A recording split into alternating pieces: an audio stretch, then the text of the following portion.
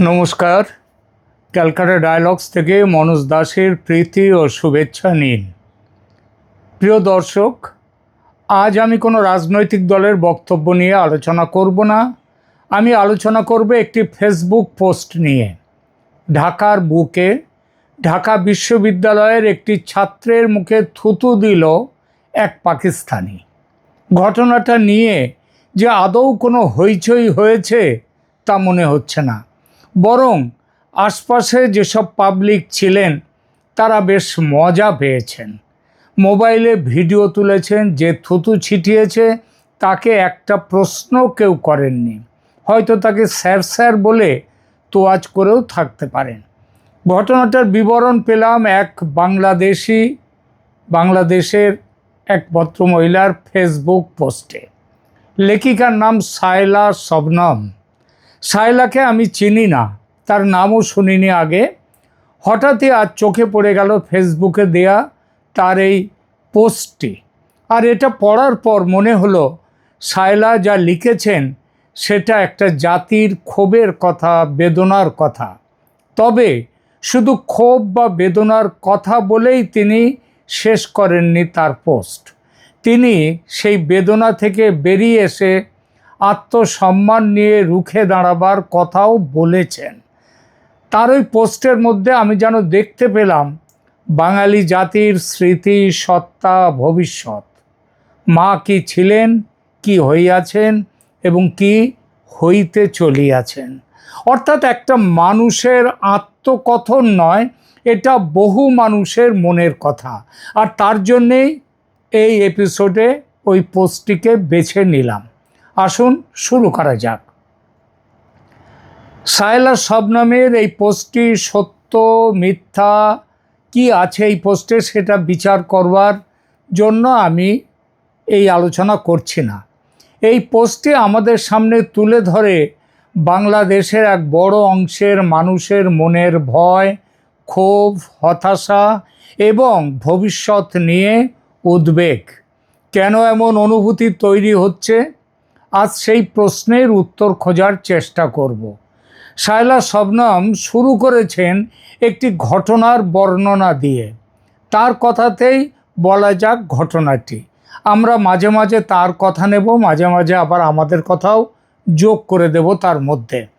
গাড়ির দরজা খুলে তিনি লিখছেন, গাড়ির দরজা খুলে প্রচণ্ড মারমুখী ভঙ্গিতে জঘন্য একটা গালি দিয়ে একজন সাইকেল আরোহীর দিকে তেড়ে গিয়ে গায়ে ধাক্কা দিল। 3 দিন আগে ঢাকা বিশ্ববিদ্যালয়ে ঘটে যাওয়া ঘটনাটার ভিডিও নিশ্চয়ই দেখেছেন সবাই। দেখে না থাকলে বলি, বিশ্ববিদ্যালয়ের একজন ছাত্র শহীদুল্লাহ হল থেকে সাইকেল নিয়ে বের হয়ে তিনি মেন রোডে ওঠার পর পেছন থেকে একটা সাদা প্রাইভেট গাড়ি সাইকেলটিকে ধাক্কা দেয়। এরপর কি হওয়া উচিত ছিল? গাড়িটি থেমে যাওয়া উচিত ছিল, কিন্তু ড্রাইভার যিনি গাড়ি চালাচ্ছিলেন তিনি সেটি না থামিয়ে সাইকেলটিকে ঠেলে নিয়ে যেতে থাকলেন। ঘটনাটা দেখে রাস্তার আশেপাশে থাকা ছাত্র জনতা গাড়িটি থামালো, থামিয়ে ভিডিও করা শুরু করলেন। ড্রাইভারের আসনে থাকা লোকটি তখন মারমুখী ভঙ্গিতে বেরিয়ে এলেন এবং উর্দুতে মা সংক্রান্ত অশ্লীল গালি দিয়ে সাইকেল চালকের কাছে ছুটে গেলেন। গিয়ে তাকে আবার কিছু কিলচড় ঘুষি মারলেন এবং তার গায়ে মুখে থুতু দিলেন। এবং এটা যখন তিনি দিচ্ছেন তখন কালো বোরখা পরা একজন মহিলাও গাড়ি থেকে নেমে এসে উদ্ধত ভঙ্গিতে সেই বহেস বা তর্কে যোগ দিলেন। এবং তখন জানা গেল তারা দুজনেই পাকিস্তানি। কিভাবে জানা গেল? নিশ্চয়ই তারা সেখানে বলেছেন। এবং কি বলেছেন? যে বাংলাদেশের এই এরা যেটা তারা সেই 71-এর আগে যখন পাকিস্তান ছিল তখন বাংলাদেশের মানুষদেরকে, তখন তো বাংলাদেশ নয়, পূর্ব পাকিস্তানের এই বাঙালিদের তারা মানুষ বলেই গ্রাহ্য করতো না। তাদেরকে বুটের ডগায় তাদেরকে সামলে রাখতো, তাদেরকে পায়ের নিচে রাখতো। তো এই ঘটনাকে কেন্দ্র করে লেখিকার প্রথম প্রশ্ন, স্বাধীনতার ৫৫ বছর পরে ঢাকার মাটিতে একজন পাকিস্তানি কিভাবে এমন ঔদ্ধত্য দেখানোর সাহস পেলেন। আর এখান থেকেই শুরু হয়েছে তার মানসিক যন্ত্রণা। তারপর তিনি ফিরে গেছেন ইতিহাসে। ঢাকা বিশ্ববিদ্যালয়, যে বিশ্ববিদ্যালয় 1971 সালের 25শে মার্চ রাতে কি যেন অপারেশন সানশাইন সম্ভবত নামটা ছিল, মনে পড়ছে যতদূর, সেই পাকিস্তানি সেনাবাহিনীর প্রথম বড় আঘাতের অন্যতম শিকার হয়েছিল যে বিশ্ববিদ্যালয়, ঢাকা বিশ্ববিদ্যালয়। ঢাকা বিশ্ববিদ্যালয়ের শহীদুল্লাহ হল, জগন্নাথ হল, রোকেয়া হল, অসংখ্য ছাত্র, শিক্ষক, কর্মচারী প্রাণ হারিয়েছিলেন। এই ইতিহাস বাংলাদেশের রাষ্ট্র গঠনের ইতিহাসের অঙ্গ হয়ে রয়েছে। এই স্মৃতি শুধু বইয়ের পৃষ্ঠা নয়, এটি একটি জাতির আত্মপরিচয়ের অংশ। শায়লা শবনম এই ব্যাপারে লিখেছেন, স্বাধীনতার ৫৫ বছর পরে ঢাকার মাটিতে পাকিস্তানিরা খুবই স্বাধীন এবং বেপরোয়া হয়ে উঠেছে। ওই পুরুষটি এবং যে মহিলাটি যে ভঙ্গিতে তেড়ে এসে একজন বাংলাদেশি তার প্রতি চরম ঔদ্ধত্য দেখিয়েছেন এবং ঘৃণামূলক তাকে গালাগাল দিয়েছেন, তার মুখে থুতু দিয়েছে, তাতে পাকিস্তান আমলে এদেশের মানুষের প্রতি তাদের আচরণ কতটা ভয়াবহ, ঘৃণ্য, বিদ্বেষপূর্ণ ও বৈষম্যমূলক ছিল তা সহজেই অনুমান করা যায়। পাকিস্তানি এই মানুষগুলো তাদের প্রকৃত চরিত্র এখানে প্রকাশ করেছে, যেটা বাংলাদেশের মানুষের সাথে, বাঙালির সাথে সেই ৭১-এর আগেও তারা করতো, সেটা সেই জায়গা থেকে এক চুল নড়েনি তারা। কিন্তু এর জন্য দায়ী কে? পাকিস্তানিদের এই ক্ষমতার সাহস কে করে দিয়েছে? সেটা করে দিয়েছে এদেশের নব্য স্বাধীনতার বয়ানকারীরা, যাদের বিশাল একটা অংশ ঢাকা বিশ্ববিদ্যালয়ের ছাত্র এবং শিক্ষক। ২৪শে ওই যে গণ অভ্যুত্থান অথবা ষড়যন্ত্রের অভ্যুত্থান, যেটাই বলুন না কেন, এরাই নেতৃত্ব দিয়েছে। অথচ ৭১-এ অপারেশন সার্চলাইটের প্রথম আঘাতটা কিন্তু এসেছিল এই ঢাকা বিশ্ববিদ্যালয়ে। 25শে মার্চ রাতেই বিশ্ববিদ্যালয়ের কয়েকশো ছাত্র এবং শিক্ষক হত্যার শিকার হয়। রোকেয়া হল থেকে ধরে নিয়ে যাওয়া হয় অনেক মেয়েকে, ছাত্রীদের। পাকিস্তানি নরপশুদের হাতে ধরা না পড়ার জন্য অনেক ছাত্রী ছাদ থেকে লাফিয়ে আত্মহত্যা করেছিল। তারা কেন জীবন দিয়েছিল? আক্রমণকারী কতটা হিংস্র হলে একটা মানুষ এবং মেয়ে অবলীলায় জীবন দিয়ে দেয়। নিজেদের প্রাণ দিয়ে যারা ৭১-এর স্বাধীনতার অনির্বাণ শিখা জ্বালিয়েছিল দেশে, সেই শিখা নিভিয়ে দিয়ে দ্বিতীয় স্বাধীনতার ঘোষণা দিল যারা ২৪শে, সেই ঘোষণায় কিন্তু এই বিশ্ববিদ্যালয়ের একজন ছাত্রছাত্রীও প্রাণ হারায়নি। কারণ কি? এরাই এখন ৭১-এর পূর্বসূরিদের আত্মদান ভুলে গিয়ে সেই হত্যাকারী পরাজিত পাকিস্তানের বন্দনা করছে উচ্চরবে। এ এক চরম প্রহসন, এ চরম আত্ম অবমাননা। ঢাকা বিশ্ববিদ্যালয়ের সামনে এই যে ঘটনাটি ঘটল, সেটা কোনো বিচ্ছিন্ন ঘটনা নয়। এই ছবি বাংলাদেশে এখন খুবই সাধারণ। শবনম আরও জানিয়েছেন, আর একটা বিষয় লক্ষ্য করছি, ইদানিং বাংলাদেশের মাটিতে পাকিস্তানিদের ঘুরতে ফিরতে বেড়াতে প্রচুর দেখা যাচ্ছে। কিছুদিন আগে কুমিল্লার হোটেলে 4 বছরের একটি বাচ্চাকে ভুল করে রেখে এক বিদেশি পরিবার চলে যাওয়ার ঘটনা মনে আছে আপনাদের? পরে অবশ্য যোগাযোগ করে তারা বাচ্চাটি নিয়ে যায়। ফেসবুকে যখন এই বিষয় ব্যাপার নিয়ে যখন প্রচুর আলোচনা চলছে, সেই বাবা মায়ের দায়িত্বজ্ঞানহীনতা নিয়ে আলোচনা চলছে, নানা লোক নানা মানুষ বিরূপ মন্তব্য করছেন, তখন লেখিকা শবনম তিনি জানাচ্ছেন, আমি শুধু অবাক হয়ে লক্ষ্য করলাম সেই মানুষগুলো যারা এসছিল, ওই হোটেলে ছিল, বাচ্চাকে ফেলে রেখে গিয়েছিল, তারা সবাই পাকিস্তানি এবং তাদের বহরে 14-15 জন নারী পুরুষ ছিল যারা সবাই পাকিস্তানের নাগরিক। তারা নাকি কক্সবাজার যাচ্ছিল। এই মানুষগুলো এদেশে কি করে, কি আর করে? বাংলাদেশ তো এখন পাকিস্তানের কাছে এক প্রমোদ তরণী,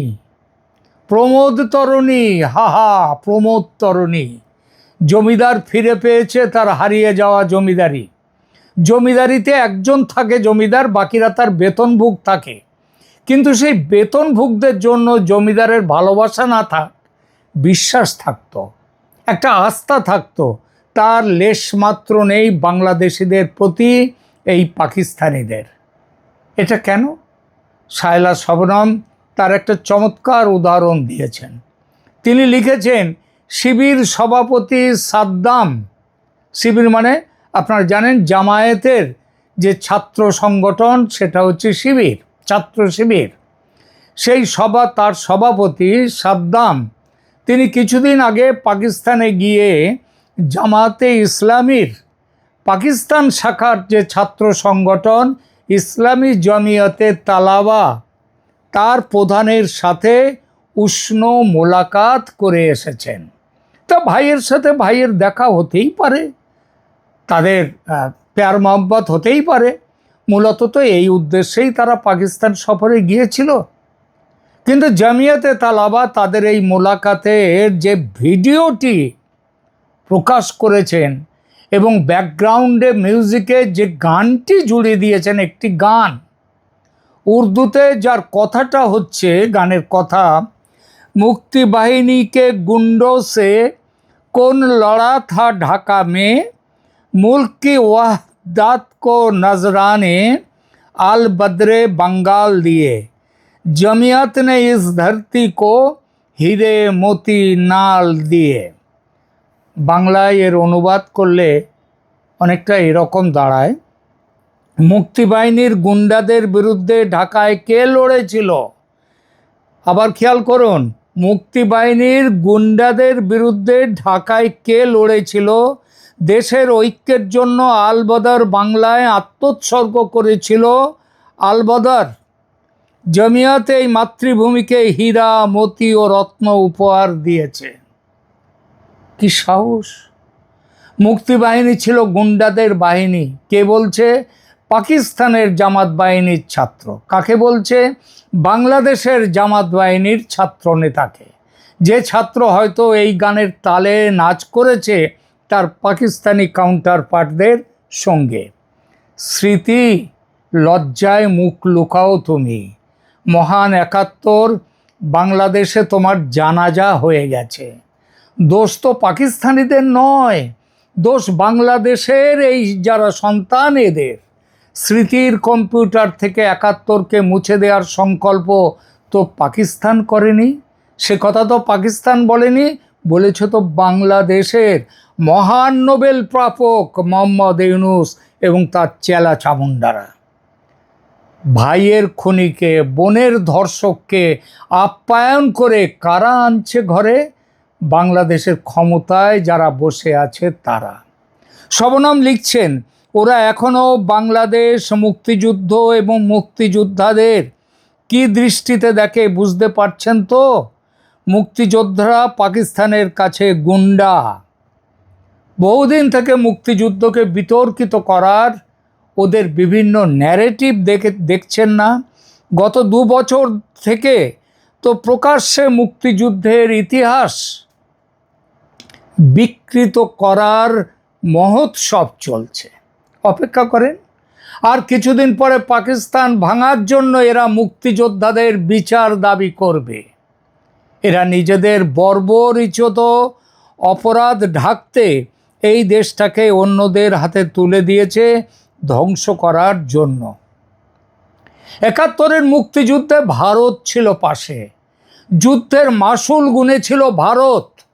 সীমান্ত পেরিয়ে প্রায় 1 কোটি মানুষ ভারতে আশ্রয় নিয়েছিলেন। সেই যুদ্ধে ভারতের প্রায় 3,843 জন সশস্ত্র সেনা প্রাণ হারান। এছাড়া এই বিশাল সংখ্যক শরণার্থীকে আশ্রয় দেয়া এবং যুদ্ধের সামরিক ব্যয় মিলিয়ে ভারতের আর্থিক ক্ষতির পরিমাণ ছিল সেই আমলে 70 থেকে 80 কোটি মার্কিন ডলার। ভারতের সেই আত্মত্যাগকে এখন বলা হয় বাংলাদেশে পাকিস্তানকে ভাঙার চেষ্টা, বাংলাদেশকে স্বাধীন করার চেষ্টা নয়। বলা হয় ভারতের প্রভুত্ববাদী আচরণ। ভারতকে শিক্ষা দিতে পাকিস্তানের পাশে দাঁড়িয়েছিল সেদিন আমেরিকা। 7ম নৌবহর পাঠিয়েছিল। যুদ্ধে পাকিস্তান বশ্যতা স্বীকার করেছিল বাংলাদেশ বাহিনীর কাছে নয়, ভারতীয় বাহিনীর কাছে। চাইলে ভারত যুদ্ধের নিয়ম অনুসারে যুদ্ধে জয়ী পক্ষ হিসেবে বাংলাদেশকে তার নিজের শরীরে জুড়ে নিতে পারত সেদিন। তা করেনি, কারণ ভারত লোভী নয়। বঙ্গবন্ধু যেই বললেন ভারতীয় সেনাকে দেশে ফিরে যেতে, ভারতের সেনা চলে এসেছিল। তবু সেই ভারত নাকি বাংলাদেশের সবচেয়ে বড় শত্রু, আর সবচেয়ে আপনজনকে পাকিস্তান। সেদিন যাদের বিরুদ্ধে লড়েছিল বাংলাদেশের মানুষ, আর বন্ধুকে আমেরিকা, যারা ছিল 71-এর যুদ্ধে পাকিস্তানের পাশে। এদের মনে বাংলাদেশের জন্য কি আছে? বন্ধুত্ব তৈরি? না, যেটা আছে সেটা তো গোপন চুক্তিতে পেয়ে গেছে আমেরিকা।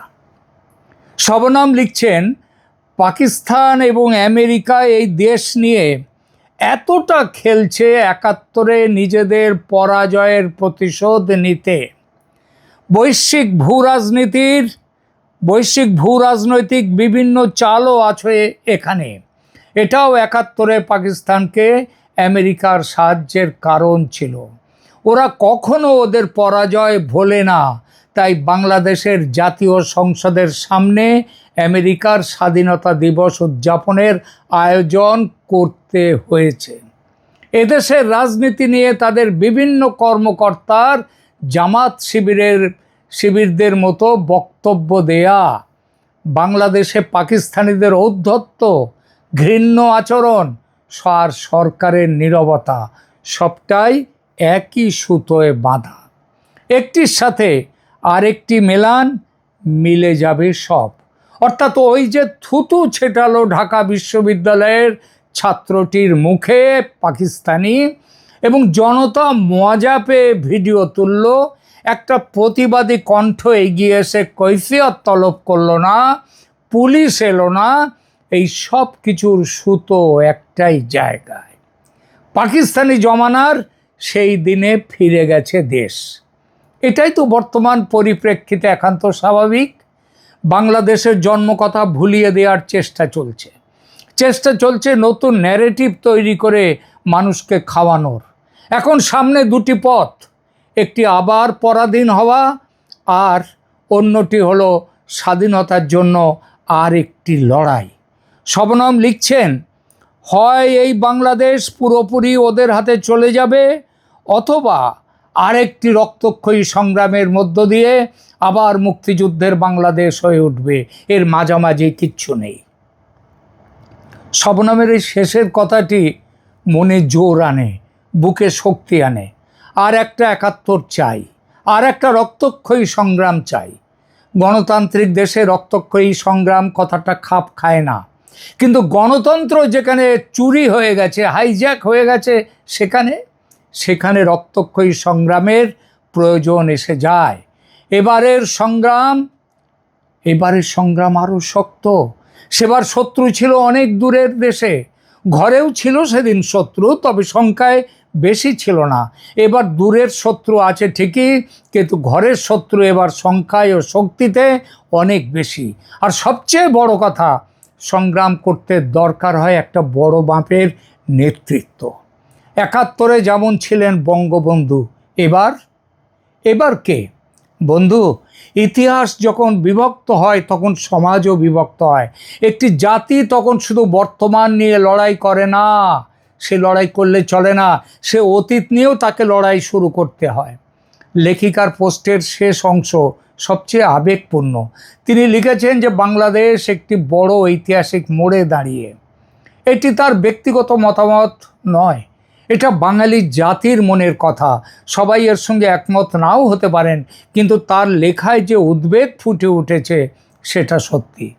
বন্ধুরা, প্রত্যেক জাতির জীবনেই এমন কিছু মুহূর্ত আসে যখন তাদের সিদ্ধান্ত নিতে হয়, তারা কি ইতিহাসকে স্মরণ করবে নাকি ইতিহাসকে নতুন করে লিখতে চাইবে।